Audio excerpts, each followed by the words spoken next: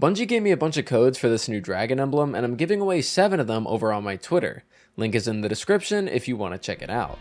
Another season and another god roll guide for my PvE homies out there. Ladies and gentlemen, as you all know, Season 23 has finally landed into our laps, and with it has come quite a lot of new loot for you to chase. While I won't be going over every weapon in today's video, I will be taking a detailed look at the weapons you will probably be seeing the most this season, and that is the wish weapons from Riven. These drop from the Riven layer and coil activities while also being able to be focused at the helm using the seasonal engrams like literally every single other season. When it comes to getting these weapons, it's basically the same as it's always been, so let's cut to the chase and talk about them so you know which ones aren't a waste of your time. Also, shout out to my Patreon and Tier 2 YouTube members. You guys are amazing. Okay, so first things first, I want to talk about the origin trait on these weapons before we talk about the weapons themselves, because, well, it's gonna be on each and every one of them, so let's talk about what it does. The Wish weapon origin trait is called Dragon's Vengeance. When an ally dies or you reach critical health, this weapon's magazine refills and it gains bonus range, charge rate, and handling. So yeah, basically nothing. Supercluster. For our first weapon of the video, I want to bring to your attention the absolute beauty that is the Supercluster slug shotgun. Now, not only is this a slug shotgun, but it also comes in the flavor of Strand, which is incredibly spicy considering Strand is, well, incredibly strong. This weapon joins a fairly tight-knit group of slug shotguns that you'll see in the kinetic slot, and honestly, given how much I run the Strand subclass, this one might be my favorite of them all. Now, right off the bat, I want to discuss a new perk that has shown up on this weapon, Slice. I don't really think Slice is that great of a perk, at least at face value. I can't really think of that many situations where I would really like to have this perk, but basically what it does is it allows you to apply the strand verb sever on a target if you use your class ability before shooting said target. And if you're unsure what sever does, it basically reduces the damage an enemy can do to you by 40% for 10 or so seconds. And I don't really see this being worth it, in my opinion, as personally, you know, you have options like 4th times the charm or reconstruction for your main perks there. You even have 𝗦𝗏𝗋𝗔𝗠𝗏 being an honorable mention. So I don't really think Slice is going to be that great, at least on this weapon. In the second column, we have 𝗲𝗄𝗡 weapon, which of course you can't go wrong with. That is an easy damage bonus to the boss and major enemies. And then we also have Surrounded for those pretty niche scenarios where Enhanced Surrounded is just incredible, but you're not going to be able to have it active all the time, so 𝗲𝗄𝗡 is going to be the safer option. The other new perks you see here are Deconstruct, which I'll be honest, I can't really think of a single scenario where this would be useful in PvE, as it just gives you more damage against things you face pretty rarely in the PvE landscape, so it's definitely a no-go for me. And the last perk is Attrition Orbs, which while I think this perk is pretty solid, as it nets you orbs of power by simply dealing damage, it's not worth trading a whole damage perk over, in my opinion. The only scenario I could see this being useful is if you simply cannot generate an orb any other way to proc your surge mods, and you need to deal damage to a boss to get it to drop for you first, so that you could take advantage of it. Aside from that though, I don't ever see it really being useful, and with how many orbs can be generated on average solo, let alone with a team, I wouldn't use it for that. Appetence.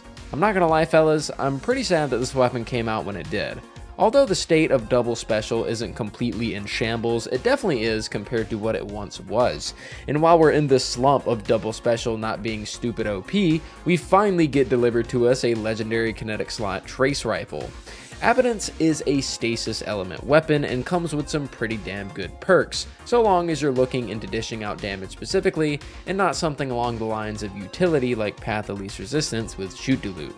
Now, if you're looking for damage and chaos, then Appetence definitely has you covered, as the weapon rolls Overflow, Clown Cartridge, Enlightened Action, and Demolitionist in the first column, with the second column featuring Attrition Orbs, which is very solid given how much sustained damage trace rifles can dish out. We also have One for All and Killing Tally. Now for me personally, if I see Demo in that first column, that is an instant cop, so Demolitionist and a damage perk will be the road that I take for this bad boy once I craft it. Scatter Signal.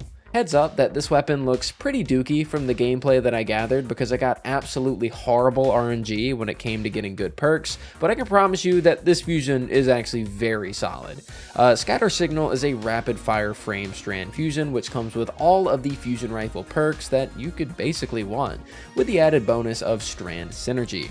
The first column features Overflow, Enlightened Action, and maybe Slice if survivability is a must, with the second column having Controlled Burst. I will admit this is something I've talked about a lot last season, but I much prefer the slow firing fusion rifles nowadays with Controlled Burst compared to the more rapid ones. This isn't to say that I dislike Scatter Signal because it definitely still has its place in the sandbox for sure. I mean, I'm still going to craft one, the perks are good and a strand element, but I do think that the 𝗿𝗏𝗏 and Loaded Question, I still think that they have my heart. Scalar Potential. A rapid fire frame pulse rifle, which is coming off of a pretty nice pulse rifle buff, finds its way into the game with some pretty decent perks, but I'm not sure if it's enough to make me want to use it all that much. Scalar Potential rolls with a new perk in the first column, which we can go ahead and get out of the way. It is called Permeability. This perk is just Osmosis, but instead of using a grenade, you can use your class ability. And controversial opinion, I've always thought that Osmosis is basically borderline useless, and I think the same thing here with this perk too.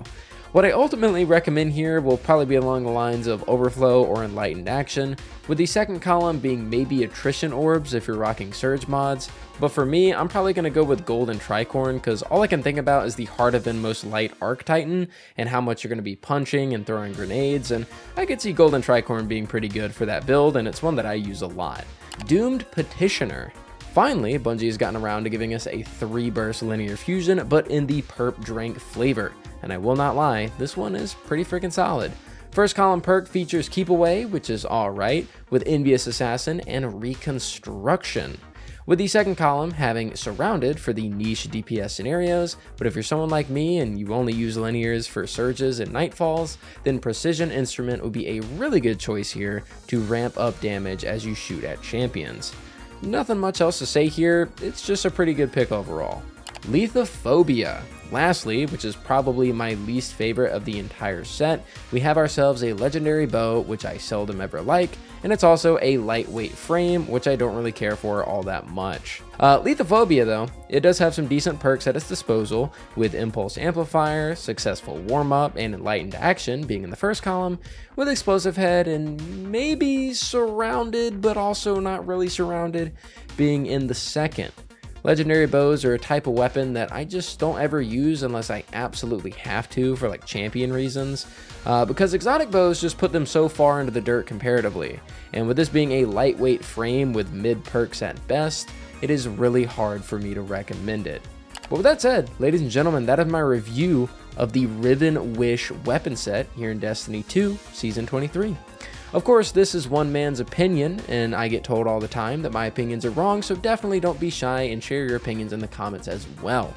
All in all though, I think I've explored these weapons pretty thorough, and I'm pretty proud of Bungie for making a weapon set where I can say that 5 out of the 6 total guns are ones that I could see myself using. Of course, the bow is definitely one that I'm going to skip, but the other ones, they're solid to pretty good, with of course the shotgun being a huge highlight personally. Anyways guys, I would like to thank you guys so much for watching up until this point. It is 5 a.m. as I record this, and I've been up all night using these weapons, gathering gameplay, testing things, and working on this video, so a like and subscribe would be really appreciated if you haven't done it already. Also, we're going to start up the word of the day again for those of you guys that stick around to the end of the videos, so make sure to feature in the comment below the word apple to be featured at the end of my next video. Just put it in there anywhere. It could just be a one-word comment, doesn't matter. As long as the word apple is there, then I am happy. Next video should be Friday, by the way. Anyways, guys, thank you all so much for watching. I really do appreciate it, and I'll see you all next time.